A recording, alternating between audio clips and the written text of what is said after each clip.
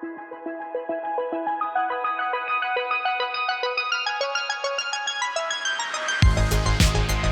there, and welcome back to Season 3 of Cyburst, a podcast all about science, popular culture, and entertainment.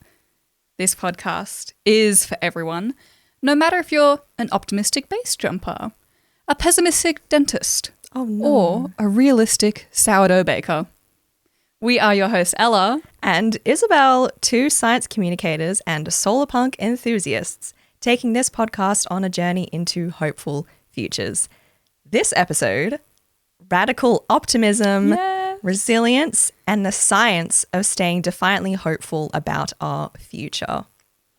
Wow, so exciting. And before we dive into that, we are going to take a moment to acknowledge that this episode of Cyburst is being recorded on Ngunnawal and Ngambri country.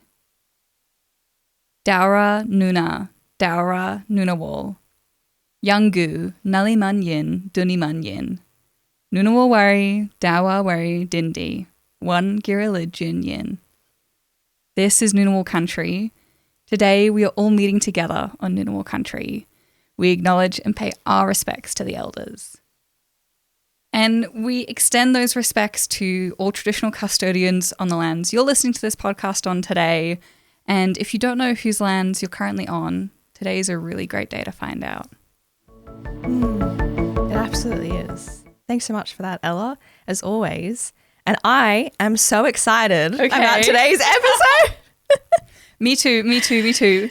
Yeah. Wow. I feel like we've been waiting for this one. I know. We both had a good feeling this morning coming in, which is exactly what you want for an episode that's all about optimism. Would be no good if we weren't feeling good about it. No. So this is going to be such a joyful, enjoyable experience in particular, this one. We have so much to say, so much to share. So we're going to dive into it. And before we start, I wanted to start with this quote that I read recently from Rebecca Solnit, who's an American writer and activist.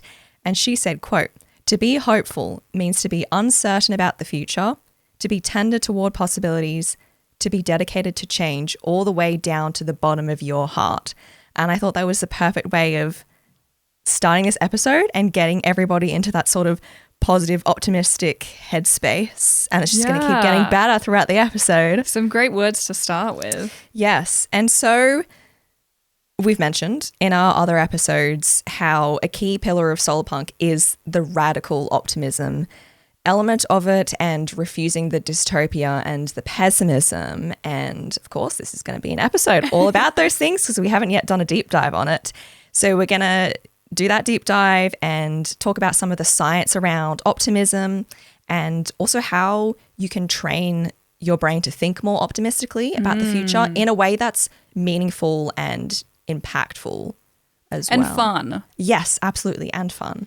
Yeah. And I know we've mentioned optimism a lot in our other episodes. We've particularly mentioned how it pops up in this solarpunk text or in this example. And today we're not going into a deep dive of all those examples as much, but a deep dive into optimism itself. Yes. So an important thing I really wanted to mention up top is how we view optimism, because sometimes I think it can be confused with positivity or other things along that line. And optimism is popularly described as hopefulness and confidence about the future or the successful outcome of something, a tendency to take a favorable or hopeful view.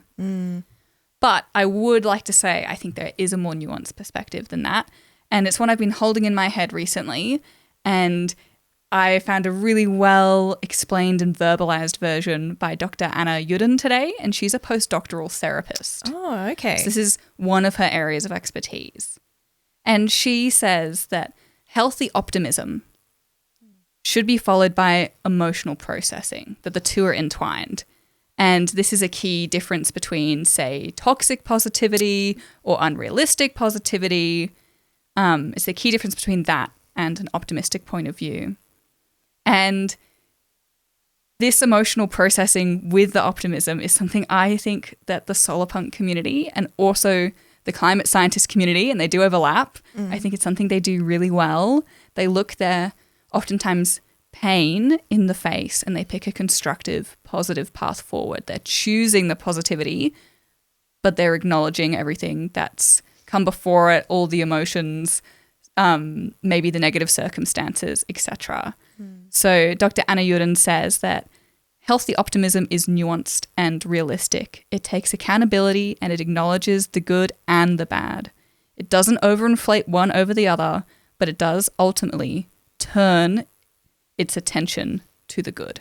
Those are some really good points. And it's actually a good lead-in to something else that I've been thinking about. Okay. And this other academic who I came across recently, and her name's Jane McGonigal. I read her book, Imaginable, which is all about how to create a hopeful future. And it's very much linked to those ideas you were just saying from Dr. Anna Uden.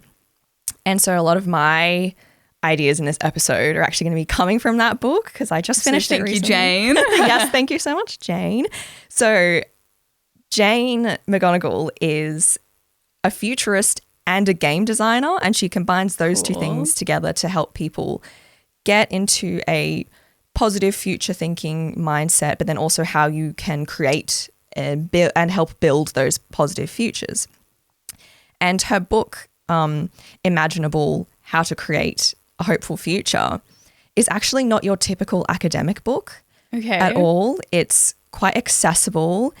And yeah, like I said, it's all about the power of collective imagination, our unique abilities that we can all offer individually to help create hopeful futures, and also how to spot something that she calls signals of change that might indicate something interesting about how the future could look.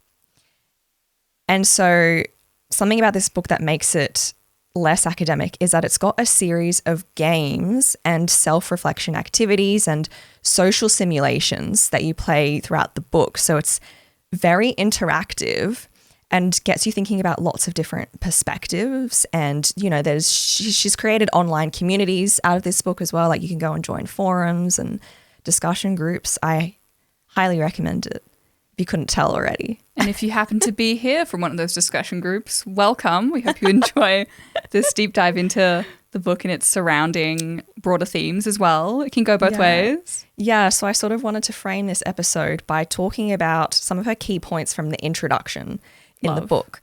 So in the introduction of the book, she starts by talking about how the COVID pandemic, I know we don't want to talk about it, but like bear with me for a minute because I'm going to turn the discussion around. We're going to process this emotionally before turning to optimism. Like we said, we're going to walk the walk.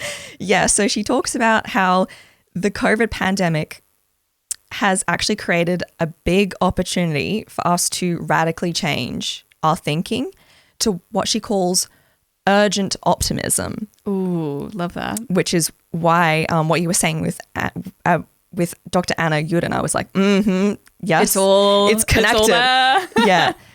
So she, to summarize what she says, basically experiencing the COVID pandemic together has put us as a society in a unique position to understand and live through radical change. And so we should be using this moment creatively and to our advantage.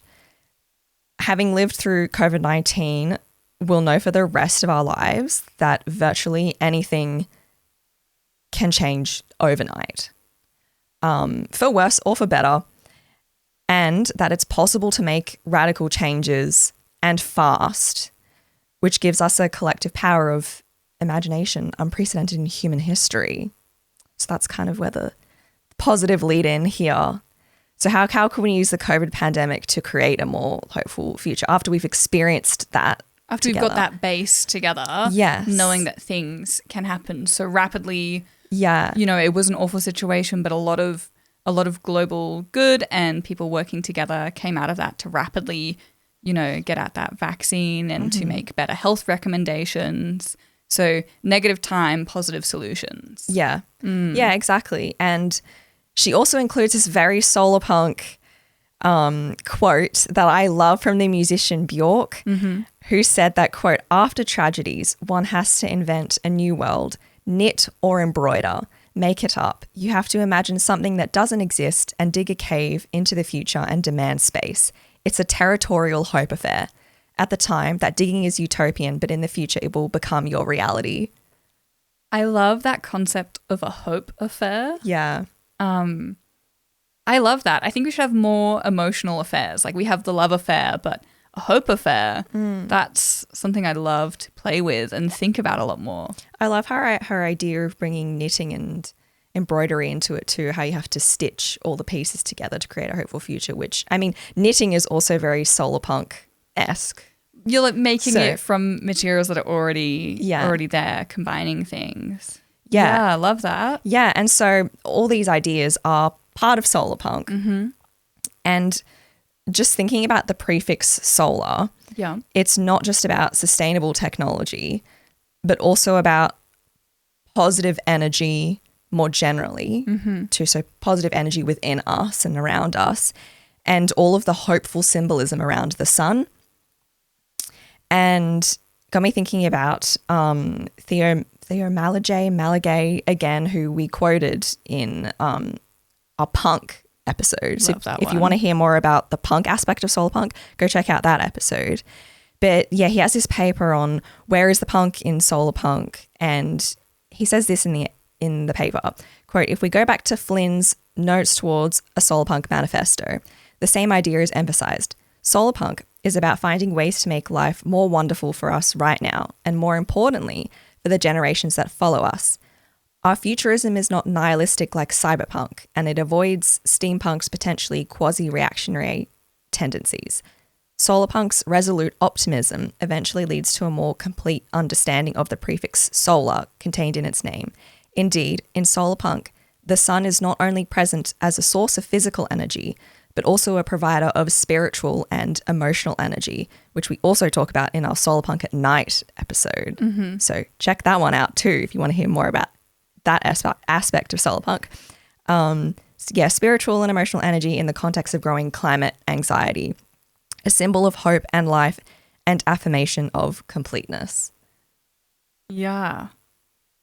And just to hammer that point home, I was thinking about this after reading that quote again. When people are thinking of a symbol or an image for optimism and hope, regardless of if they're in the solarpunk community or not, there is a reason that the sun comes to mind. Yeah. And I was just reflecting on the warmth the sun brings us, the light it shares, not only for us, but of course our whole environment, the whole of the earth as a system. And again, that symbolism that it brings. And I was thinking about the beginnings from endings and the rising from the falling sun. And there's so much there. And I think it's so interesting that the sun, the color yellow, symbols of hope and sustainability. Like it's very obvious to me why solarpunk has the prefix solar, even in just a visual and a symbolism and an imagery sense as well. Yeah. So I love the optimism and the sun and solar, particularly in our Western world, are so entwined. And I definitely associate the color yellow with the hope and the optimism. I mean, it's why I wore a yellow shirt today, because I was like, we're doing an optimism episode. I've got to wear the optimism color. Yeah. But it's real. Yeah, and that's a huge association we have. Yeah. Yes. And I thought we should talk a bit about some places where optimism appears in pop culture, in media, and some of my personal favorites. And I think Ella's got some of her personal favorites. I've added a few as well, yeah. So I've got a few examples. They're not really solarpunk. Okay. But they lean heavily on the themes of optimism and perseverance. So my first one is Forrest Gump.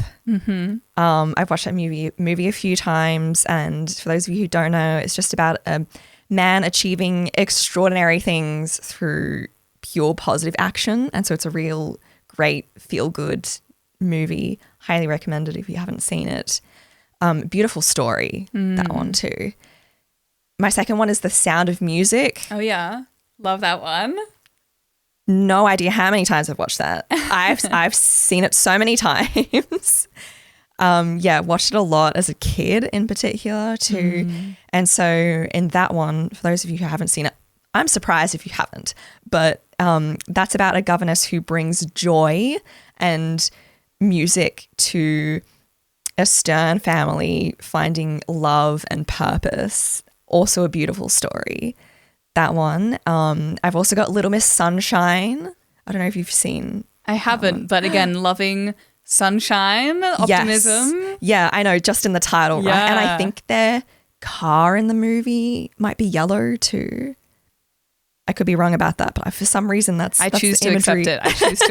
That's the imagery that I have. And so that one's about a family's road trip to a beauty pageant, celebrating all the imperfections in the family and between all the characters and accepting all of those flaws. And it's a really, beautiful story about family and love and friendship.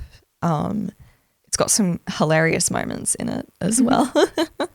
Very good cast too. And then my last example is Amelie, which I think might be the one that's the most intentionally optimistic, because that one's about a French waitress who decides to help people find happiness and her quest to spread joy that leads her on this wonderful journey where she finds true love. But it's really, and she does, for anyone who's seen the movie will know what I'm talking about, how she makes all of these small changes to her day and does all these little things to just brighten up somebody else's day. And it's so lovely to watch. It's a really good one to watch if you need something that's going to get you out of a bad mood. Yeah. Ones that I'll add to the list are The Martian, which I think a lot of people would associate with perseverance, but not necessarily optimism. And I want to challenge that. So think about this description of it. We have an astronaut stranded on Mars with not the resources to stay there really, and he has to use his deep STEM knowledge to keep himself alive while a team back on Earth race to rescue him. And it is so optimistic because there is the hope and the drive to rescue him, for him to stay alive, for the little percentage chance that works. I actually think it's a very optimistic movie, despite all the pitfalls and the challenges. Which is something we see a lot, I think, particularly in science fiction. There is actually a lot of optimism.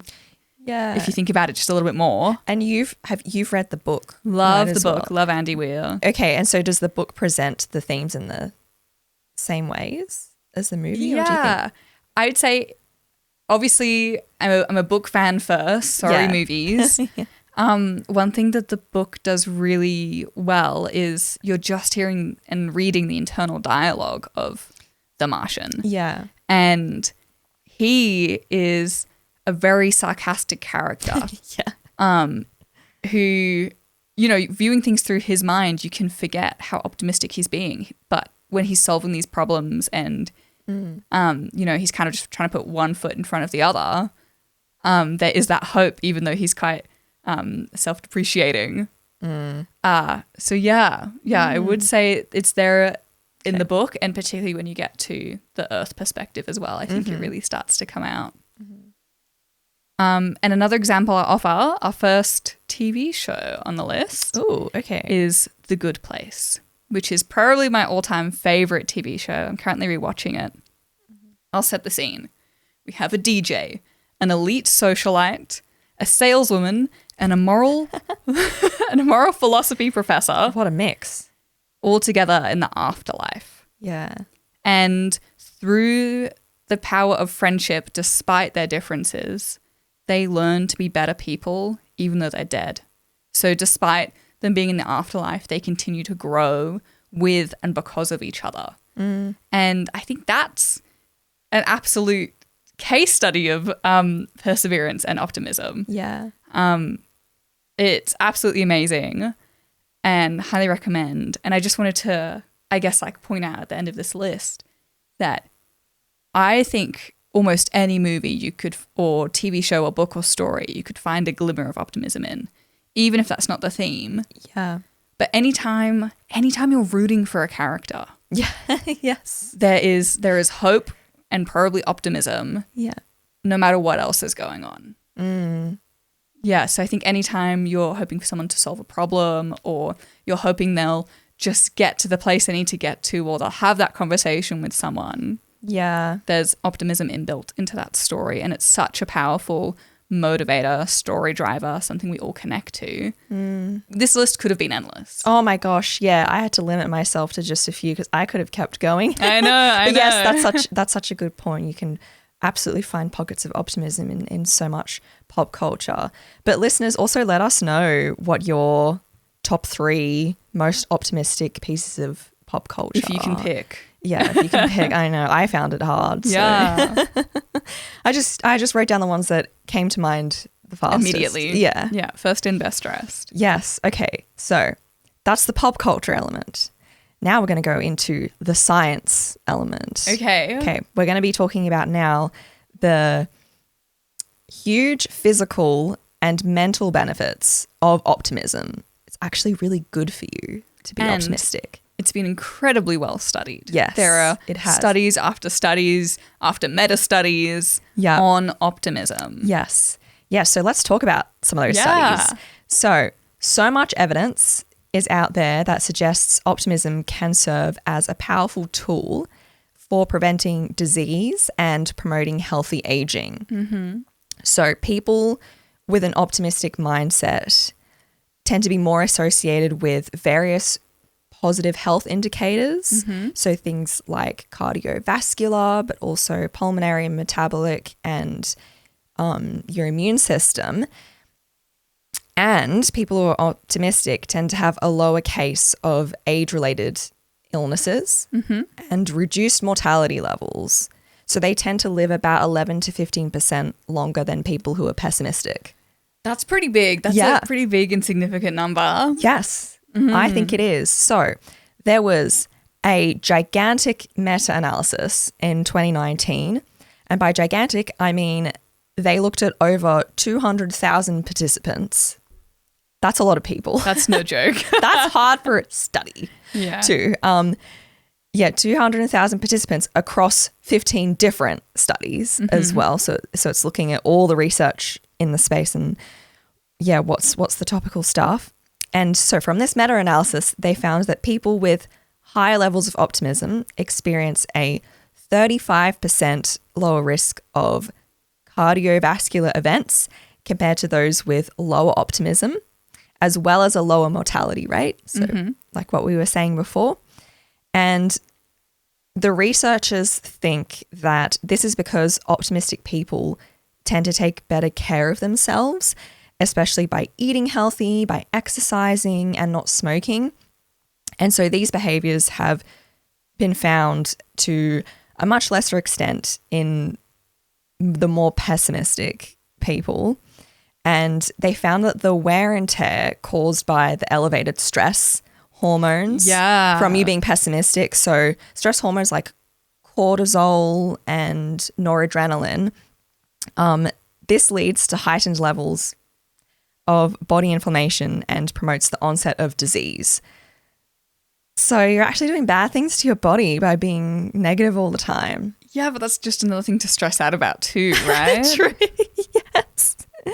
Yeah, and so another thing that the authors talk about is how pathological pessimism is what they're calling it, where you're just permanently pessimistic. Yeah.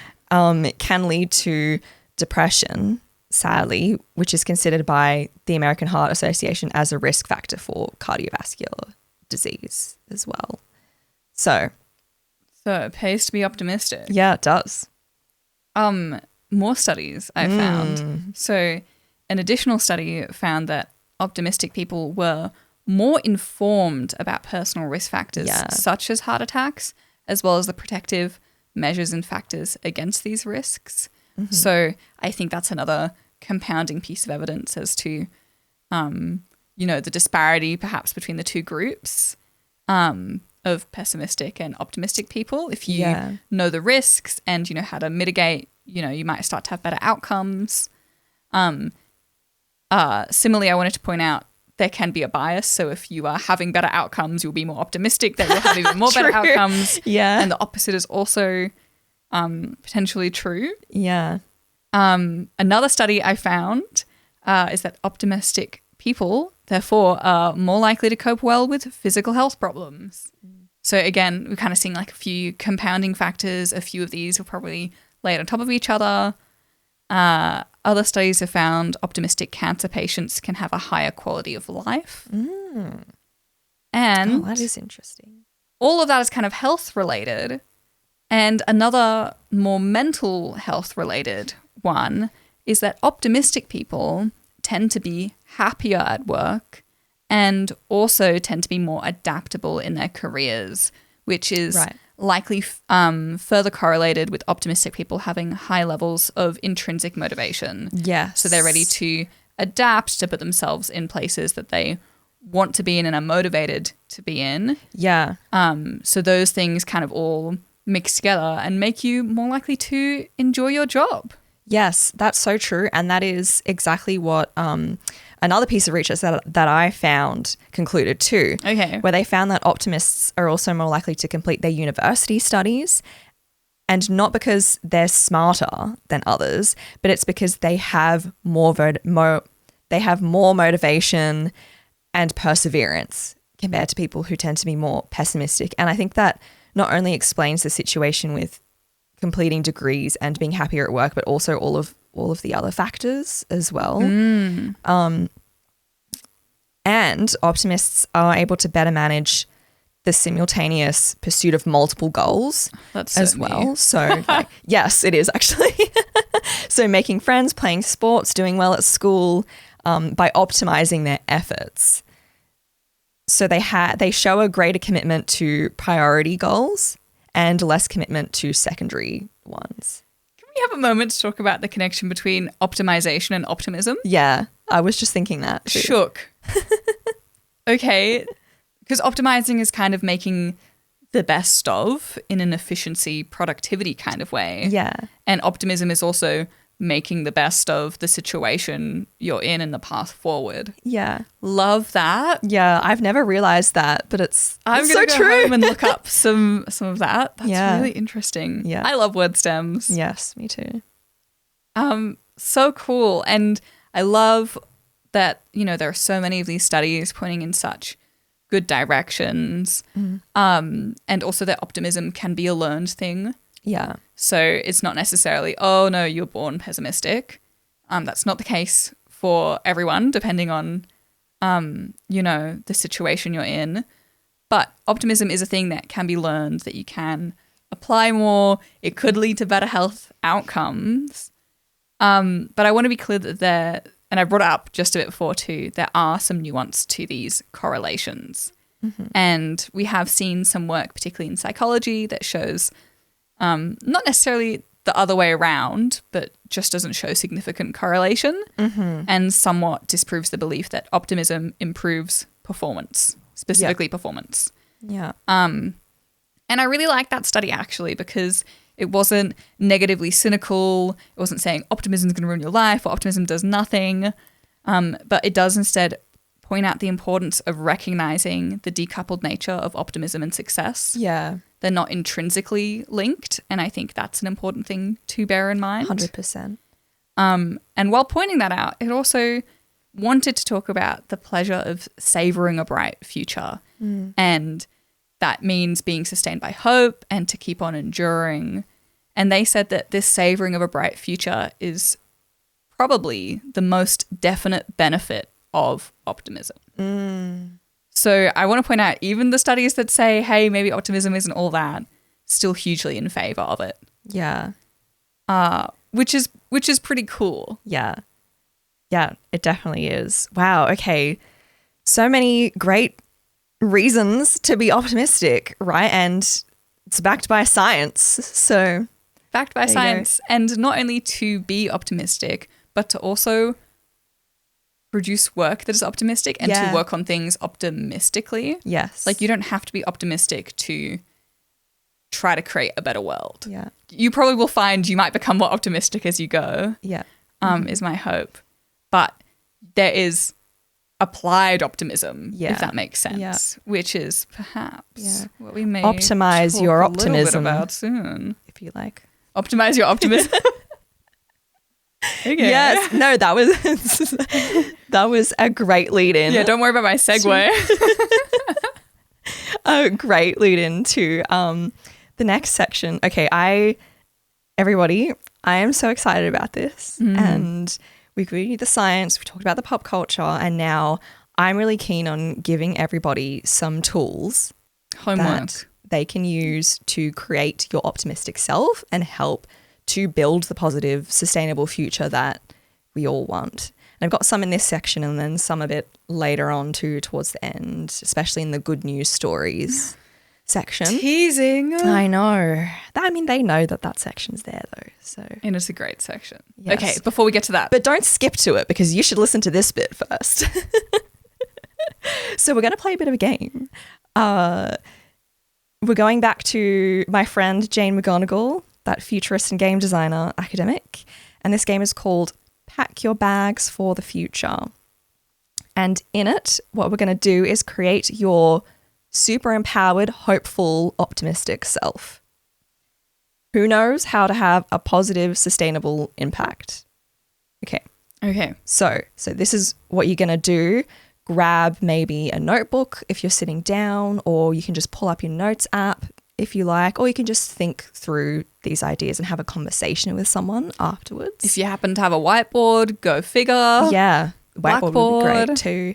Yes. Greyboard. These things are also really great to do with a few people too, and share ideas. Okay. Now that you're ready to do this, the first thing you're going to do is think about all your skills and abilities. All of them. What you're good at. Okay. So what are you good at? What do you know how to do that many people don't? So this might be professional skills, it might be life skills, hobbies, something you learned at school or work or something else. These things are powerful clues for how you can personally impact and help create a radically hopeful future. So do a bit of brainstorming. What are you good at? And I will say in other similar exercises I've done, there's been a challenge to list 20, which may seem like a huge number, but I guarantee you have way more than 20 skills and abilities. Yeah. It's just trying to encourage you to think past kind of like the obvious 3. Yeah. Because there might be some less obvious ones that would do you a lot of good to recognize and celebrate too. Yeah, absolutely. So that's the first thing you're going to do is think about all those skills and abilities. The second thing is thinking about your deep knowledge and passions. So what topic or activities do you know a lot about more than most people?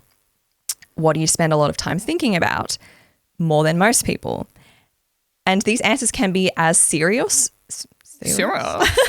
as serious or as silly as you want them to. Because when I did this activity, one of the things I wrote down was my knowledge of Taylor Swift and her discography and all of the things around Taylor Swift. And you might actually find that you can make some really creative connections between your knowledge and passions and use them to turn a crisis around. Okay, so that's number 2, your deep knowledge and passions. Number 3, your communities. So what communities are you part of? What groups are you a member of? You might consider your neighborhood, your workplace, a religious community, a political party, a book club. Cyburst podcast community. Yeah, absolutely. An online forum or even your extended family. And in the future, you might actually be able to mobilize these communities or advocate for their interests because these are the people who you are close to and who you're spending so much time with. Okay, and then the fourth one and final one are your values. So what are your core values? What virtues do you want to uphold and qualities do you want to embody? And it's key thinking about here that in creating a positive future, these values can help you focus your attention on what's going to keep you motivated and resilient. So what can you keep doing? What can you keep pushing for? And what boundaries won't you cross as well? Yes. Yeah. Yes. So I'm going to actually encourage everybody to pause the podcast here. I know. Think about all those things. Dramatic. Write them down if you want. talk to a friend, talk to a family member. Give yourself some time. Absolutely. And you don't have to rush to do this. You can even do it over a few days if you need to. And then come back after you've had a think about it or even written all of it down somewhere and maybe talked it through with friends, family, like I said. Yeah. So pause now. Come back afterwards. Okay. Hello. Welcome back to Cyburst. We missed you. How did you go with that activity? Yeah, I would love to know. So people who feel comfortable, please let us know what you came up with in the comments on our socials, or even email us to, we check our emails quite regularly. So that's cyburstpodcast@gmail.com. And if you're listening on Spotify, you can leave comments on the actual podcast itself. Yeah, you can. As well as going to social media where you can hash it out in our comment section as well. Yeah. Yeah, I'm really keen to start a thread here. Ooh. And get our little community discussing ideas with each other and sharing all the ways that they could be helpful to create a positive future. Yeah, and also even just saying like how you feel after discovering some amazing parts of yourself you maybe haven't thought of in a while. Yes. Yeah, that's actually a really important part of it too. And so thinking about all those ways that you can be helpful, maybe even heroic, makes your future self for you more likable and hopeful, and also inspires others to find their power too. So when you see yourself as someone who's capable of doing positive things in a future scenario, you build a positive emotional connection with yourself and with the future too. I guess it's a form of manifesting in a way, but you're actually taking the steps to... The action is there. Yes, exactly. And you might also surprise yourself to, like, who knew having so much niche knowledge of Pokemon would be so helpful for like building positive future, you know? And it is. Yeah. Yeah, absolutely. Yeah, and the last thing I wanted to say in this section, that it's important to remember that you don't have to be everybody's hero, but you just have to be someone's hero. And that's enough to have a big positive impact. 100%. Yeah, making this world better for each other, a core part of solarpunk, a core part of hopeful futures. Yeah. And each other can be just someone you know. It can be your neighbor, it can be your best friend, it can be someone you don't know. Yeah. Yeah. Totally. Wow. I feel really good about sharing all of that. I know. I want to share my notes with you. Yeah, we're going to have a chat after this. I think I'll have to go find my journal and share with you what I ended up writing down. Obviously, you heard that I wrote down my knowledge of Taylor Swift as one of my things. Scrolling that away for later. But yeah, sharing optimism with others huge is the next thing that we wanted to talk about. Absolutely. Because the most powerful way of influencing and inspiring positive, optimistic futures is by sharing ideas with lots of different people.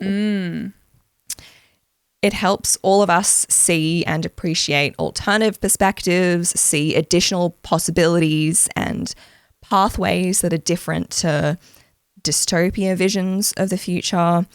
It helps us adapt and evoke our own ideas and beliefs and think more about those. It helps us boost empathy and understand each other better, and also helps us build a community for positive action. So it's really powerful to be sharing optimism with other people.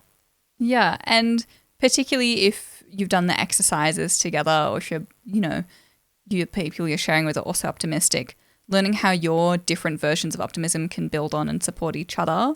There's something really powerful in that too. Yes. Yeah, absolutely.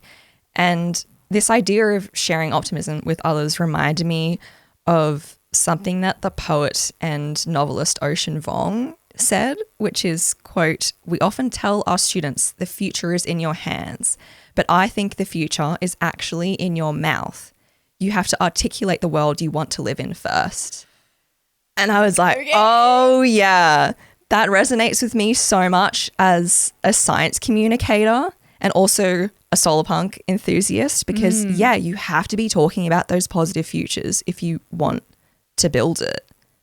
If nobody's imagining it or thinking about it, it's not going to exist. So yeah, it really reiterates the point that if we're only articulating or sharing dystopian futures, we're never going to magically manifest that more positive solarpunk future. We have to be talking about those visions too. And that's something we've been really big on with Cyburst and this season in particular. Yeah, and that's kind of the whole point of this season. Yeah.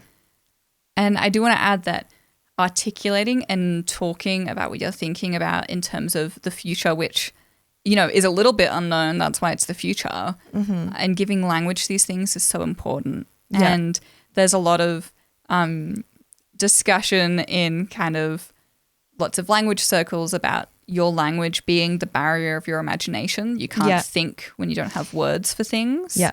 So this process of talking out loud, talking with people, giving things names if they don't have names, describing things if they don't have names to get your point across, that is actually so powerful because our language and our words literally create the worlds we're able to imagine and conceptualize and think about. Yeah, so true. And that's why even just the word solarpunk is so powerful right now, right? Because it just sums up all those ideas. And it's together. evocative. It makes you think, and it gives you language for a thing, TM. Yes, absolutely. The radical and urgent optimism are super contagious. Yeah.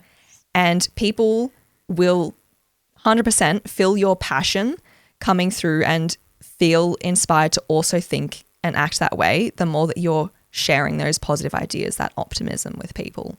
Yes. And this is exactly where my current nonfiction reading list lives. Ooh, okay. So, climate communicators sharing their subject matter expertise through optimistic writing. This is my specific niche right now. Yes, I actually love that. This is my favorite way to read about our world. And I just want to share even 4 titles from my current collection, 4 titles of these books. The first is Not the End of the World, How We Can Be the First Generation to Build a Sustainable Planet. That's by Hannah Ritchie, data scientist. A recent one that I got for Christmas added to my book list is called Better Things Are Possible, How Rebellious Hope Will Change the World. That's by Jack Toohey. And the other 2 are How to Save the Whole Stinking Planet. Oh, yeah, of course. And How to Save the Whole Blinking Planet by Australian science communicator legend Lee Constable. And I love all of the optimism so evident not only within those books, but just from their titles alone. And honestly, even those titles, even looking at them, just fills me with so much joy and hope and optimism. It makes me want to read about and engage with the climate crisis. And something we've spoken about a lot is the apathy, even as climate communicators ourselves now and sustainable and hopeful futures specialists. It's still tricky for us to read about the climate. Yeah, it is. It is very hard. So anybody who can put a positive spin on it, it helps so much. Yeah. And I don't know if I can actually overstate how important it is to entwine our climate future with optimism. Yes. Yeah. I mean, this whole podcast, if you think about it, and this episode particularly, is a persuasive piece building on that. And these authors that I just mentioned, they are doing that work as well. Yeah. And I love that. And I want to talk about them forever, but I can see how long this podcast is going on for. So I'm just going to talk about one. Okay. Yep. Which is my current read. And it's Hannah Ritchie's Not the End of the World, How We Can Be the First Generation to Build a Sustainable Planet. And she says in her introduction that the world needs more urgent optimism. Yeah, it does. Which we have, touched on a little bit before in other words earlier in this episode.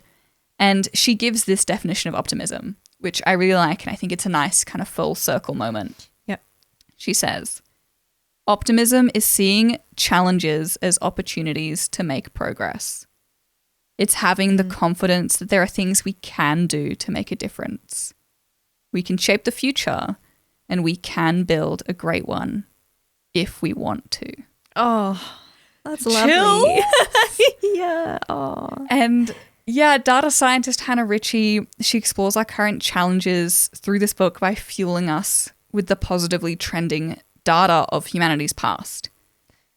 And we know that she knows data. Yeah. So she talks about how there has never been a better time to be alive than today. That's what Jane McGonigal was saying too. And that this is the period with statistically the least child mortality, the least maternal mortality, Yes. the longest life expectancy, the lowest hunger and malnutrition rates, the best access to basic resources, clean water, energy, sanitation, the highest education rates, and the lowest poverty rates globally. And in the introduction, Ritchie highlights all of these and highlights how across the world huge changes have been made to work on all of these good things. And though their cost has been so far a heavy environmental burden, it's crucial to acknowledge all the good we've done too. And her second part, and this is the whole point of her book, the rest of the book beyond the introduction, is that closing this environmental gap and those statistic gaps and allowing us to decouple a good and a comfortable life from an environmentally destructive one is where we're aiming next. We want a good life. Yeah. And now we need to make that sustainable. Yeah. And that is just so powerfully motivating, persuasive when you look at the numbers, the statistics, the graphs within the book that she provides. You can't help but feel like, wow, humanity, humans, we've done so much. And now it's our turn to bring the planet, to a sustainable mode now that we are having more comfortable and happier lives than ever before. Yeah. And obviously there's some more work we want to do in those fronts there in specific areas across the globe rather than holistically, I would say. But we've done it before and we can keep doing it. Yeah. And I love that so much. Thank you, Hannah Ritchie. Your book is a blessing. That sounds like the one that I need to read next. Maybe we need to do a book swap. I'll give you Imaginable and you give me Hannah Ritchie's one. Done. That was so wonderful. Just hearing you list out all of the good things about the world right now too. And McGonigal does that in one of her chapters too in Imaginable, where she's like, here are like so many things that are going right now. And you go, wow, okay, the world is good. The world is good. It's going to get better. Yeah. Oh, it's so nice to hear all of it. And that's why we love optimism. Yes. And sharing it with others too. Yeah. Oh, wow. Okay. So I wanted to end this section with a final quote. And this is from the writer and activist Walida Marisha. I hope I'm saying that correctly. But they said, quote, futures we want don't exist as untouchable, distant points out of our reach. When we focus on collective action, mutual aid, self-determination, and centering the leadership of the marginalized, we live the change we want and we defy linear time. We pull those liberated futures into the present. Let's keep pulling liberated futures into the present over and over again until we reach the day when that's all there is. Wow. Yeah. Enough said. Yeah. It's just pulled everything together, I feel like, and that collective action, the power of all of us working together. And that's the way that we're going to get to that solarpunk, radically optimistic future. Yeah. And that future is made by us making it. Yeah. Which sounds like duh, of course. Yes. But we can choose to make that future and we can start today. Yeah. And I think that's a great way of wrapping up our main section of the episode today, talking about radical optimism, the science behind it, sharing it with others, and building your optimized self, building your super empowered self. And so that brings us to the good news bit, which is one way that we as Cyburst are staying defiantly hopeful about the future and sharing good news stories. So Ella, do you want to kick us off? Yes, let's jump into some good news bits. Now, my good news story is a collection of good news stories from across the last few years. Ooh, okay. And I am talking about 3D printed ceramics and the ways that they can help our planet.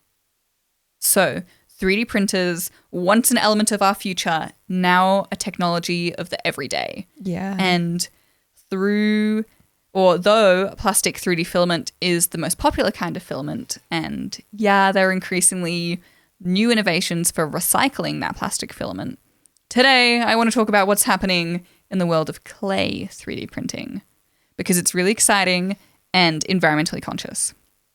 So, clay 3D printing is perfect for architectural elements, art pieces, industrial elements, and crucially our planet. As a material, we've been using clay for hundreds of thousands of tens of thousands and potentially even more years as humanity in lots of different areas of the globe. And this material brings a strength and natural finish and an aesthetic quality to 3D printed objects. And go watch any videos of them. It's so satisfying to watch the nozzle move. Yeah, so true. And I want to talk about a handful of examples that already exist in ways that 3D printed ceramics are helping the world.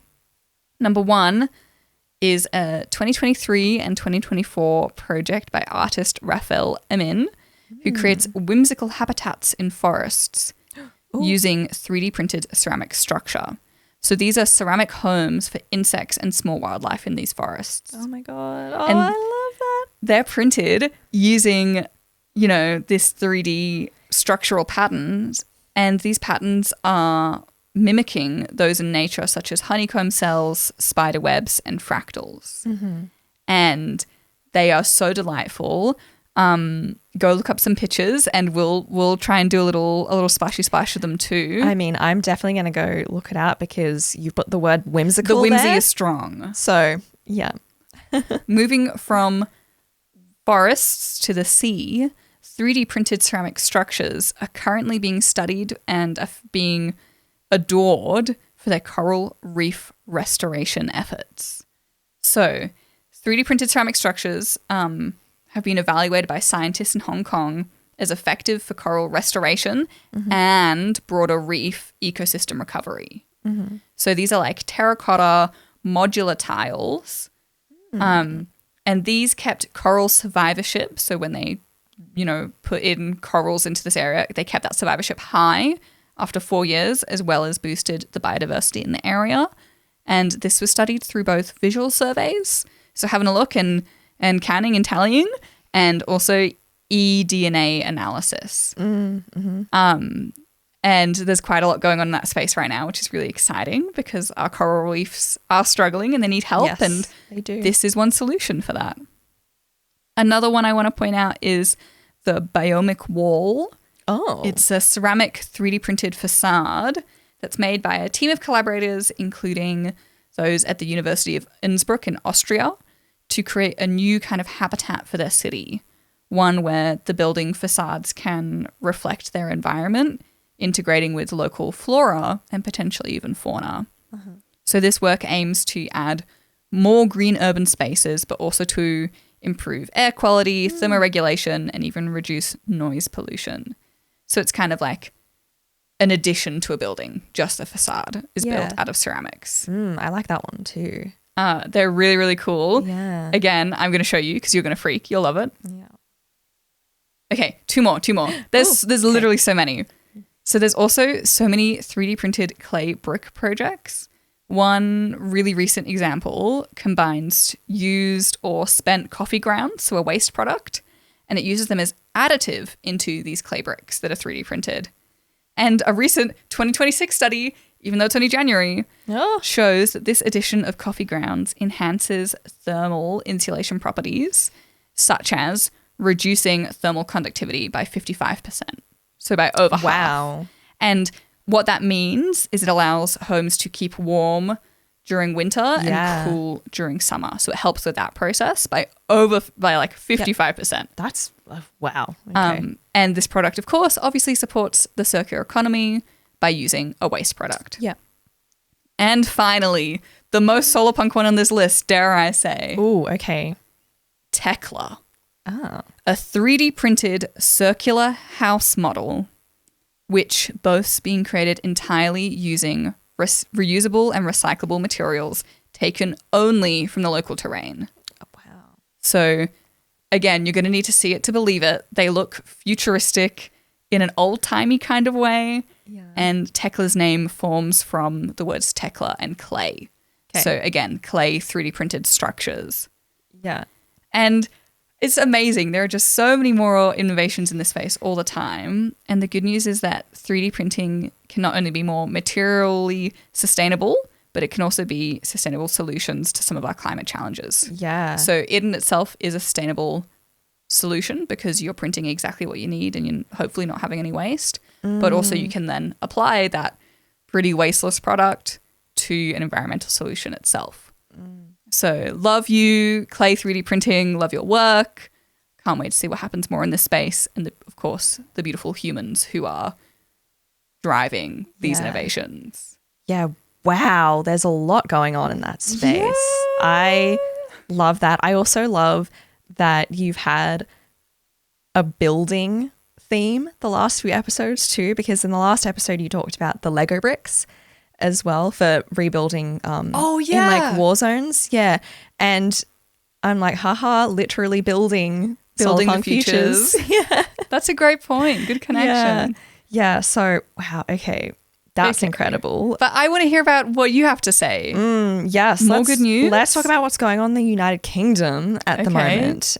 They are making waves to put an end to homelessness and unsafe housing, and they're doing lots of different things for it. And so I'm going to share the top 2 ones at the moment. So for starters, renters recently got a major rights boost in England. The new Renters' Rights Act, which was approved in October 2025. So at the time of recording this episode, not that long ago. Yeah. Just a few months ago. And this act is a landmark legislation that will end no-fault evictions. Yes. So that is evicting tenants without giving a reason for it. And it will end that from May 2026. So not long to go.